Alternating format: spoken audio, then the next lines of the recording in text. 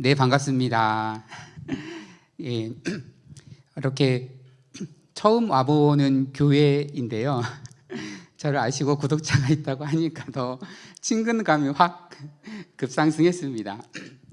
네, 저는 이제 이제 과학과 신학이 어떻게 대화를 하고 여러분의 신앙들이 어떻게 이 과학 시대에 건전하게 정립해 갈 수 있을까에 대한 문제가 주 관심사이고 주로 그것을 중심으로 감신대에서 가르치고 있습니다.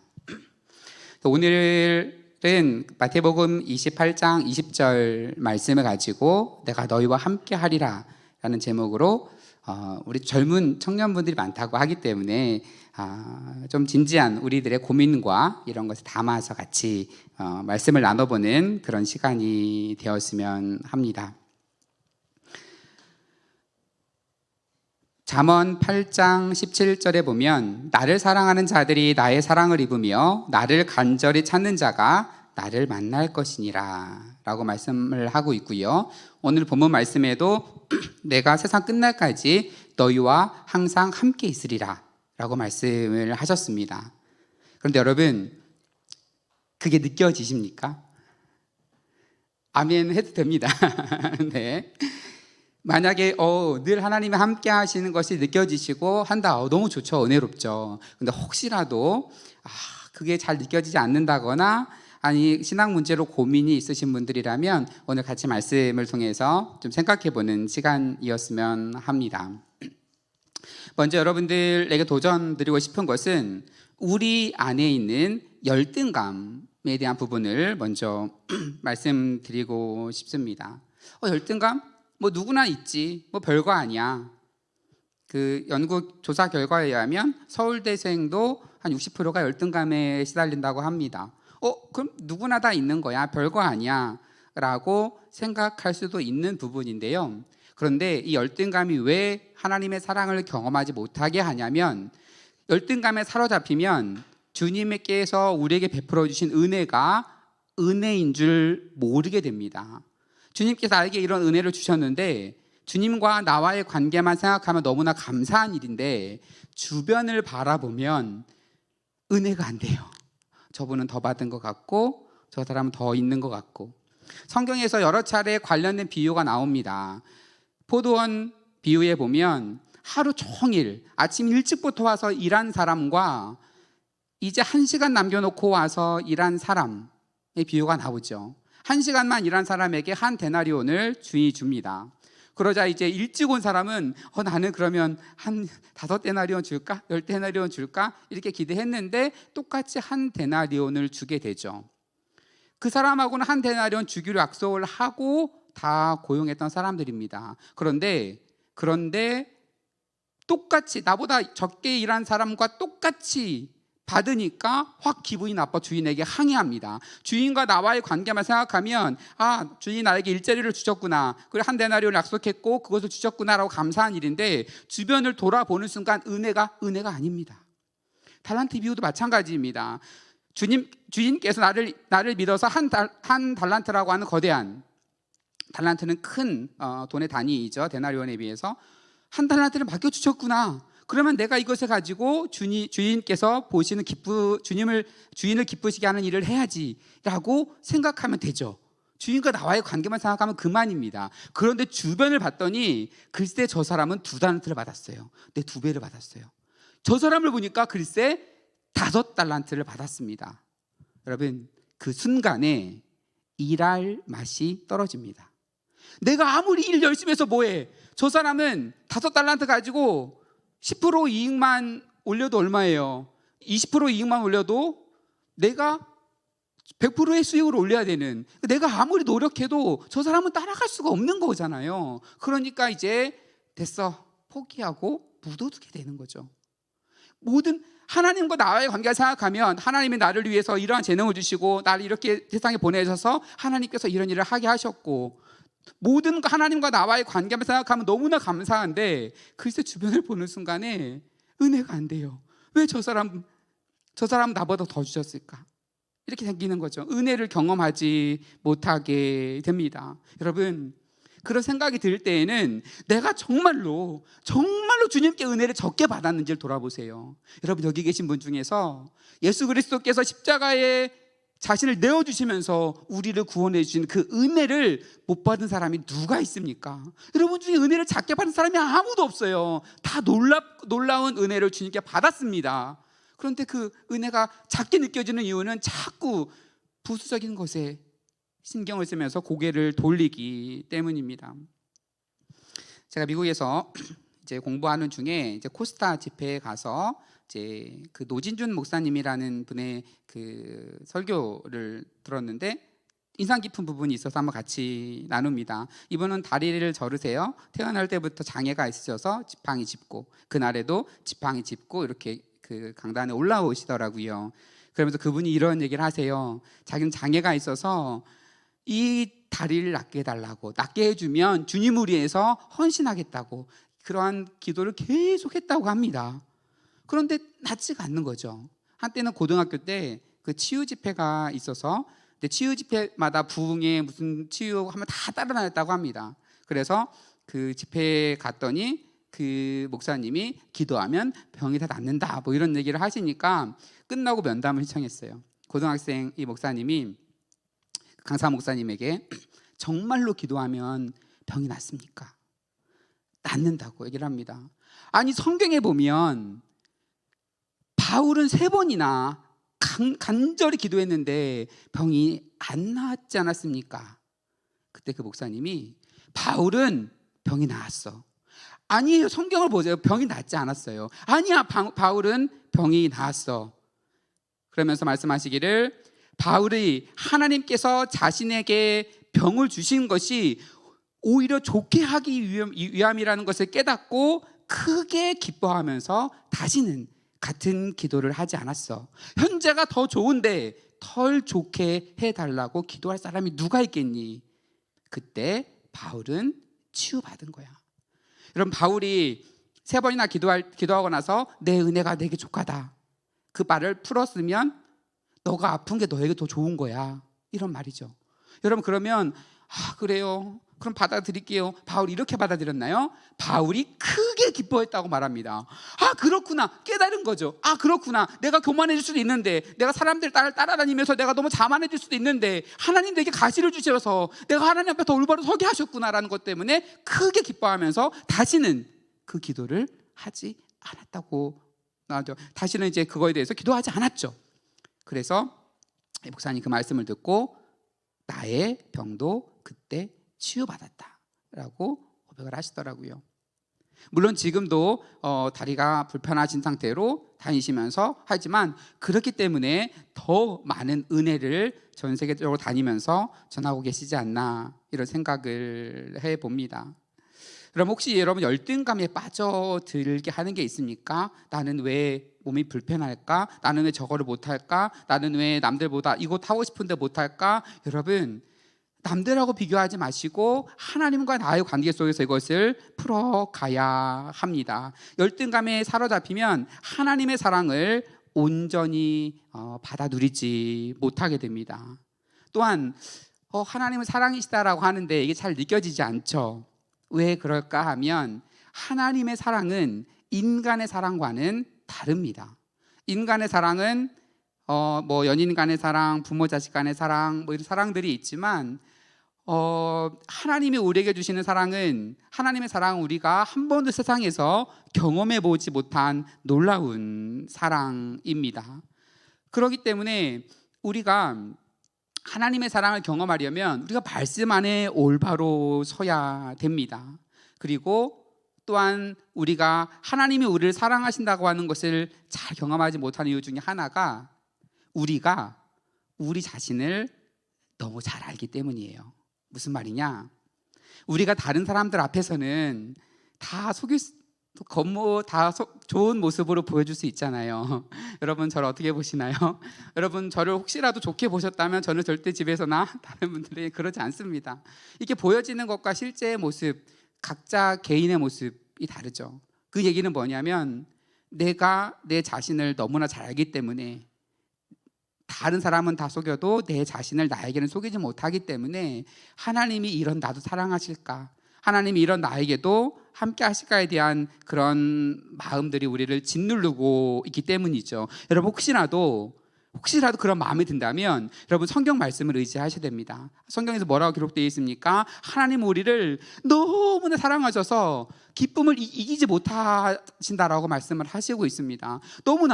너무나 기뻐서 어쩌면 좋지, 너무나 이뻐서 어쩌면 좋지, 기쁨을 이기지 못하시는 그 갓난 아이를 보면서 너무 행복해하는 그 부모의 얼굴을 한번 생각해 보시면서 하나님이 우리를 그렇게 보고 계신다는 것을 분명하게 받아들여야 됩니다. 여러분 자꾸 우리는 감정에 치우치게 돼 있어요. 아닌가 봐, 하나님 나를 버리셨나 봐. 그럼 인간의 감정이라는 것은 굉장히 연약합니다. 마약 성분이나 조금은 그런 게 몸에만 들어와도 우리는 올바로 판단하지 못하게 돼요. 조금만 슬퍼도 우리는 올바로 판단하지 못하게 되고, 어떠한 안경만 써도 우리는 3차원, 4차원의 세계를 경험할 정도로 우리의 감각 경험이라는 것은 너무나 완전하지 못합니다. 우리가 온전히 하나님의 말씀 위에 서야지만 우리가 올바른 길을 갈 수가 있습니다. 우리가 살면서 그러한 그 고민들을 하죠. 어떻게 죄를 짓지 않고 살 수 있을까에 대한 부분들도 그 고민의 부분일 겁니다. 그런데 죄를 짓지 말아야지. 이것도 죄인가? 저것도 죄인가? 이렇게 생각하게 되면 그 죄를 짓지 않는 게 아니라 매일매일 죄를 묵상하며 사는 삶을 살게 됩니다. 여러분 죄의 문제, 성경에 나와 있는 모든 이야기들은 우리가 노력해서 그렇게 되는 게 아닙니다.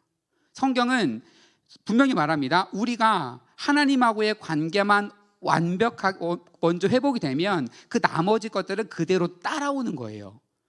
그러니까 내가 1만 달란트의 빚을 졌습니다. 도저히 갚을 수가 없어요. 그런데 그것을 탕감받았어요. 그러면 나에게 100데나리온 빚진 사람, 내가 지금 갚을 수 없는 100억의 빚을 졌는데 그것을 탕감해 줬어요. 그럼 나에게 10,000원 꿔주고 안 갚은 사람이 눈에 안 들어오는 거예요. 무슨 말이냐면 주님과의 나의 관계가 분명하고 주님께서 주신 은혜가 너무나 크면 그 외에 다른 것들에 관심이 안 생기는 겁니다. 내가 이것도 이 죄를 끊어야지가 아니라 그게 싫어지는 거예요.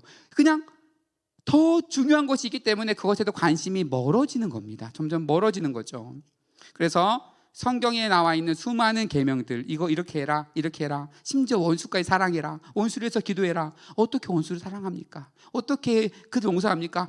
원수도 사랑해야 되는데, 용서해야 되는데, 자꾸 이렇게 되면 계속 떠오르고 계속 그 원수에 대한 그 안 좋은 마음만 생겨납니다. 그런데 하나님이 나를 용서해 주시고 나를 사랑해 주셨다라는 것을 정말로 깨달게 되면 그냥 나에게 그러한 불편하게 했던 그런 사람들이 이렇게 눈에 안 들어오는 거예요. 그러니까 원수도 용서해야 되는 게 아니라 원수도 용서하게 되는 겁니다. 내가 매일매일 말씀을 묵상해야 되는 게 아니라 말씀이 좋아서 묵상하게 되는 거예요. 성경의 모든 말씀은 우리가 그리스도를 믿으면, 그리스도의 은혜 안에 거하면 이런 모든 것들이 그대로 이루어진다고 하는 놀라운 복음을 선포하고 있는 겁니다. 내가 구원받으려면 이것도 해야 되고 저것도 해야 되고 이것도 해야 되고 다 지켜야 되고 이러다가 나 또 이거 못 지켰네, 이게 아니라 하나님과 주님의 은혜와 관계가 분명해지면, 주님께서 우리와 함께 하신다고 하는 것이 분명하게 느껴지면 그 외의 모든 것들은 저절로 그렇게 된다고 하는 놀라운 복음의 선포를 하고 있는 겁니다. 로마서 6장 11절에 보면 너희가 죄에 대해서는 죽었고 하나님에 대해서는 산자로 여길지어다, 이렇게 나옵니다. 죄에 대해서는 죽었고 하나님께 대해서는 산자로 여길지어다. 여러분 우리 아까 찬양이 너무 은혜로워요. 이제는 내가 없고 오직 주님만 계신다라고 하는 그러한 고백. 여러분 어떻게 우리의 자아가 죽습니까? 어떻게 우리 자아가 죽게 되죠? 자아 죽어야 돼. 죽어야 돼. 절대 그렇게 노력해서는 절대 죽지 않습니다. 그런데 먼저 이 본문 말씀처럼 내가 죄에 대해서는 죽었음을 선포하고 받아들이는 그러한 과정이 필요합니다. 이런 과정이 선행이 돼야 돼요. 무슨 말이냐? 어떤 사람이 죄를 지었어요. 죄를 지었어도 죄를 지은 사람이 사망하게 되거나 이러면 공소권 없음으로 해서 더 이상 죄를 묻지 않게 되는 거죠. 우리가 죄인이지만 우리가 우리의 자아를 십자가 앞에 내어놓고 우리의 자아가 죽으면 우리에게는 더 이상 공소권이 없고 우리의 죄는 말끔하게 씻어지는 겁니다. 그런데 이것을 자꾸 그래, 이쯤 되면 내 자아가 죽은 것 같아. 이쯤 되면 내 자아가 죽은 것 같아. 이런 감정으로 받아들일 문제가 아닙니다. 그런 감정에 의존하게 되면 평생 그 고민만 하다가 살아가게 됩니다. 먼저 그렇게 여기는 과정이 필요합니다. 여겨야 돼요. 그렇게. 한 가지 예를 들어볼까요? 제가 결혼을 굉장히 늦은 나이에 했어요. 30대 후반에 결혼을 했는데 결혼을 하고 이제 신혼여행을 한 부부가 갔다고 칩시다. 그런데 이제 신부가 이런 얘기를 한다고 쳐요. 여보라고는 안 되겠죠. 우리가 결혼했다는 것이 아직 실감이 안 나는데 우리 결혼했다는 것이 실감이 날 때까지는 우리 각방을 씁시다. 이렇게 만약에 한다고 생각해 보세요. 그럼 여러분 어떤 반응이 올까요? 당연히 실감이 안 나겠죠. 연인 사이였다가 결혼식이라는 그 정신없는 과정에 한 시간이 뚝 지나가고 나면 갑자기 와 우리는 부부야 이게 감이 옵니까? 아니에요. 감정은 달라진 게 없어요. 크게 다를 바가 없어요. 그런데 우리는 결혼했구나 라고 받아들이고 살다 보면 부부가 되는 거죠. 마찬가지예요. 죄에 대해서 아직도 내 자아가 안 죽은 것 같은데 내 속에 죄가 있는 것 같은데 자꾸 이렇게만 생각하면 답이 안 나옵니다. 내가 죄에 대해서 죽은 자라고 여기라고 했지. 나는 죄에 대해서 죽은 자지라고 그것을 선포하고 그렇게 살면 그렇게 사라지게 되는 겁니다. 물론 나는 그것에 가지고 평생 고민하겠죠. 나는 그래도 올바르게 살지 못하는 것 같아. 그렇지만 그러한 모습을 보는 주변에 있는 사람들이 그를 그렇게 볼 겁니다. 앤소니 데멜로라고 하는 신부님이 쓰신 소금 인형이라는 그런 이야기가 있어요. 간략하게 각색해서 제 언어로 조금 수정해서 설명을 하면 이제 소금으로 만들어진 인형이 자신이 어디서 왔고 누군가인지 궁금해서 자꾸 근원을 찾아 나갑니다. 그러면서 산에 가다가 산아 너 내가 누군지 알아? 알아. 저쪽으로 가봐. 그럼 알게 될 거야. 가다 들이 나옵니다. 들아 너는 내가 누군지 알아? 알아. 저쪽으로 가봐. 계속 가보라 그래서 그쪽으로 계속 갔어요. 마지막에 바다가 나와요. 바다야 너는 내가 누군지 알아? 알아.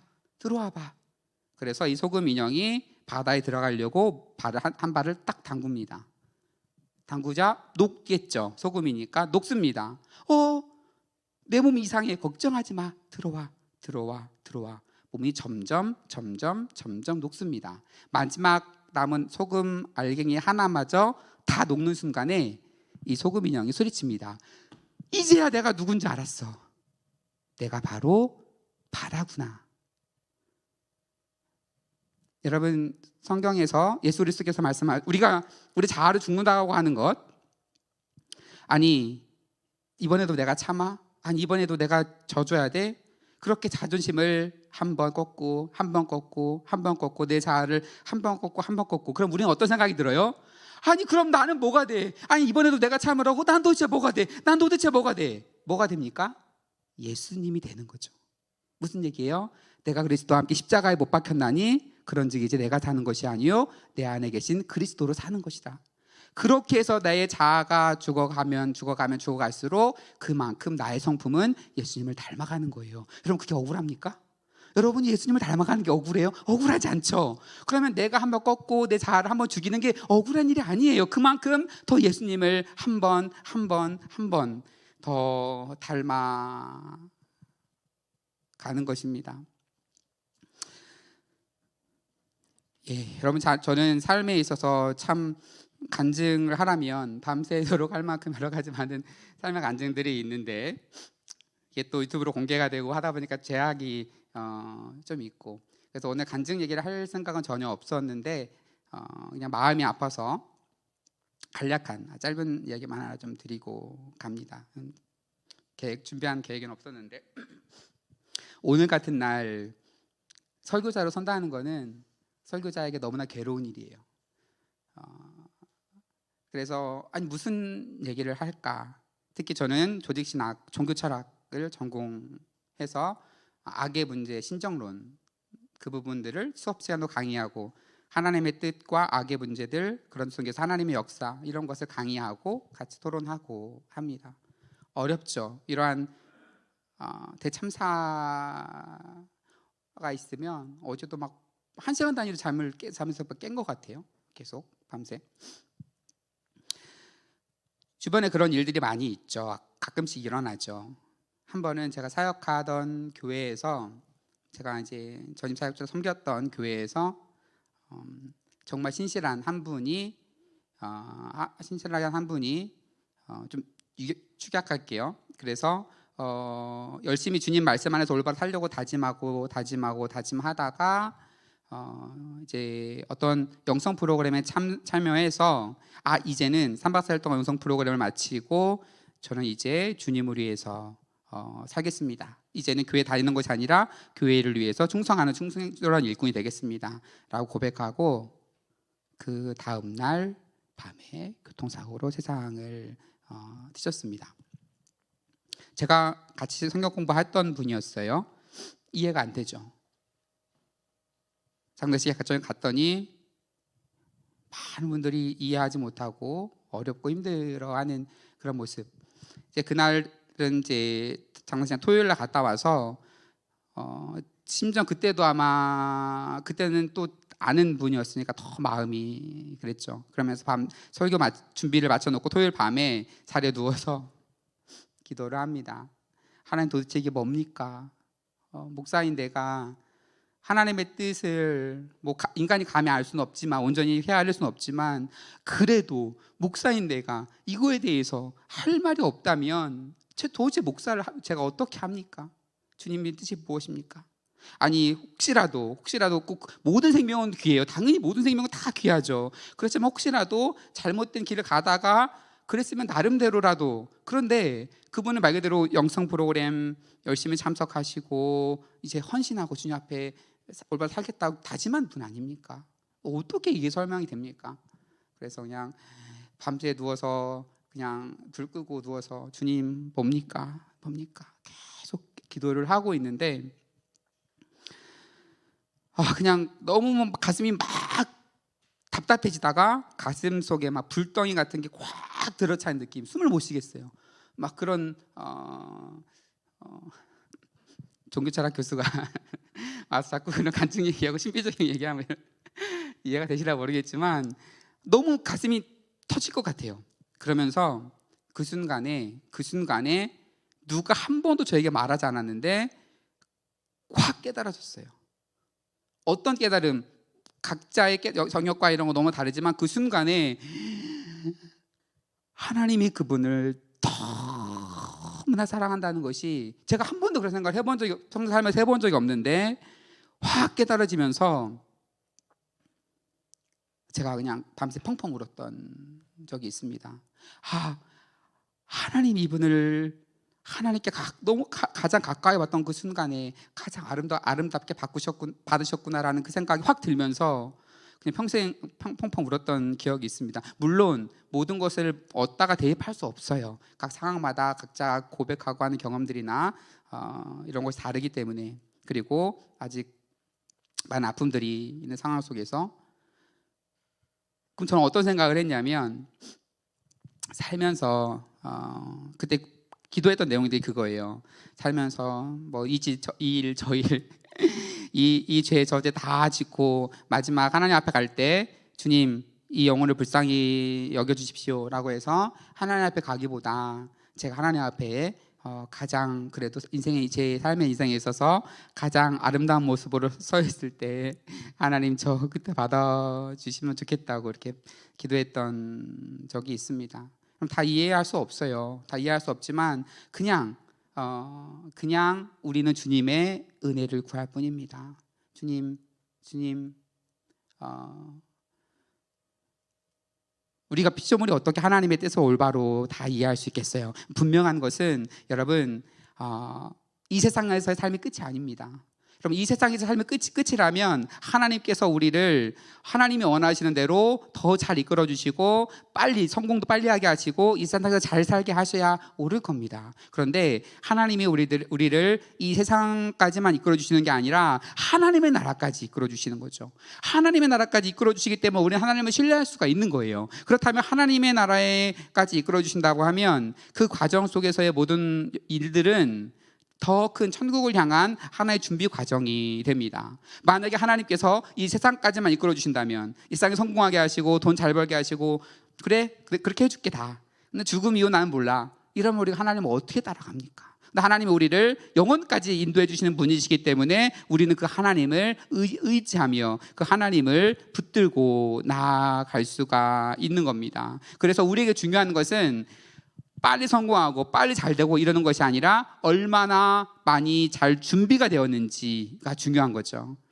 디모데후서 2장에 있는 말씀처럼 큰 집에는 큰 금그릇과 은그릇뿐 아니라 나무그릇과 질그릇도 있어 귀하게 쓰는 것도 있고 천하게 쓰는 것도 있나니 그러므로 누구든지 이런 것에서 자기를 깨끗하게 하면 귀히 쓰는 그릇이 되어 거룩하고 주인의 쓰심에 합당하며 모든 선한 일에 준비함이 되리라.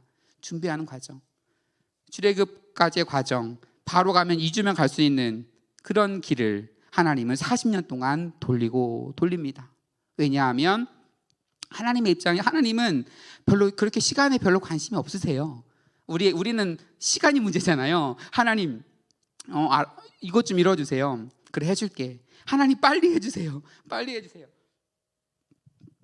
하나님은 우리가 더 잘 준비되고 하나님 앞에 더 올바로 서는 것을 원하시기 때문에 때로는 우리가 보기에는 답답할 수가 있겠죠. 근데 그게 중요한 게 아니에요. 하나님이 우리를 영혼까지 인도해 주시기 때문에 그 중간의 과정까지의 과정이 더 중요하게 우리에게 다가오는 겁니다. 여러분, 믿는 자들이라 그래서 고난이 오지 않는 게 아닙니다. 하나님이 우리 잘 믿는 사람, 그래 내가 너와 함께 해주겠어, 지팡이와 막대기로 너를 지켜주겠어, 그럼 우리에게 고난이 오지 않아야 된다라고 생각을 하는데, 여러분, 우리에게 고난이 오지 않으면 우리는 하나님을 알지 못합니다. 그리고 하나님을 올바로 바라보지 못합니다. 그래서 시편 23편에서 다윗이 고백한 것도 내가 사망의 음침한 골짜기를 다닐지라도 해 받을 것을 두려워하지 않음은 주께서 나와 함께 하심이라 라고 합니다. 사망의 음침한 골짜기를 안 가는 게 아니에요. 갑니다. 그런데 두렵지가 않아요. 그러니까 사망의 음침한 골짜기라는 말은 나를 죽일 수 있는 짐승들이나 이렇게 나와서 나를 잡아갈 수도 있겠죠. 그런데 두렵지가 않아요. 두려워야 되는데 두렵지가 않아요. 여러분, 두려워야 되는데 두렵지가 않다. 그러면 어떤 현상이 일어나는 줄 아세요? 그 순간을 즐기게 됩니다. 무슨 얘기인지, 여러분, 그 롯데월드나 에버랜드에 가서 그 회전목마 타면서 재밌어 하고 오시는 분이 계시나요? 아닙니다. 가서 막 뭐 자이로드롭 타고 막 뭐 풍력 열차도 타고 막 정말로 이거, 여러분 자이로드롭 탈 때 한 명 떨어질 때마다 한 명씩 죽어나간다 생각해 보세요. 여러분 타겠어요? 안 탈 겁니다. 근데 왜냐면 그 높은 데서 떨어지잖아요. 되게 무섭잖아요. 그런데 이 안전바가 딱 있잖아요. 그러면 그 순간 그걸 즐기게 되는 거예요. 와 하면서 막 즐기고 막 난리를 치잖아요. 왜 그러냐고 하면 이게 마찬가지입니다. 여러분, 내가 위험한 곳을 가는데 두렵지가 않아. 왜 두렵지가 않지? 옆에 주님이 계시는구나. 그러면 그 상황을 즐기게 되는 거죠. 너도 한번 덤벼봐. 이 모든 상황이 그렇게 같은 거예요. 우리가 어떠한 일이 닥쳐올 때 그것만 쳐다보면 그게 커 보이죠. 그런데 나와 함께 하신 주님을 바라보면 별거 아니야. 주님께서 지난번에 이런 문제 이렇게 해결해 주셨는데 이번에 어떻게 해결해 주시냐 한번 지켜보자 하면서 기대하게 됩니다. 그래서 우리가 기도할 때 보통 주님, 저에게 힘을 주세요. 강한 힘을 주세요. 세상에 있는 모든 시험을 이길 수 있는 놀라운 힘을 주세요. 물론 이 기도도 귀하죠. 그렇지만 주님께서는 이렇게 응답하지 않으실까요? 너가 강해지려고 하지 마. 세상 그 무엇보다 강한 나를 붙잡아. 그거면 되는 거예요. 여러분, 우리가 얼마나 더 강해져야 세상에 있는 모든 시험을 다 이기겠습니까? 지난번에 이런 시험이, 이 정도의 시험이 왔는데 주님께서 이보다 큰 힘을 주셔서 시험을 이겼어요. 더 큰 시험이 왔어요. 근데 이번에는 막 안 돼요, 내 힘으로. 그때 우리는 어떻게 좌절하게 되냐면, 주님 날 떠나셨나? 지난번에는 힘을 주셔서 극복했는데 왜 안 되나? 이렇게 되는 거죠. 우리가 강해질 필요가 없어요. 세상에서 그 무엇보다 강한 주님만을 붙잡고 가면 되고, 그리고 예수님께서 말씀하셨죠. 내가 세상 끝날까지 너희와 항상 함께 하리라 라고 말씀하십니다. 여러분, 성경에서 많은 그 고난을 당했지만 그 소위 말하면 성공한 인물로 뽑는다면 요셉 얘기를 우리가 보통 하죠. 요셉은 사랑받는 아들이었는데 구덩이에 빠지게 되고 종으로 팔려가고 감옥에 갇히게 되고 그렇게 수많은 어려움을 거쳐서 마지막에 총리가 됩니다.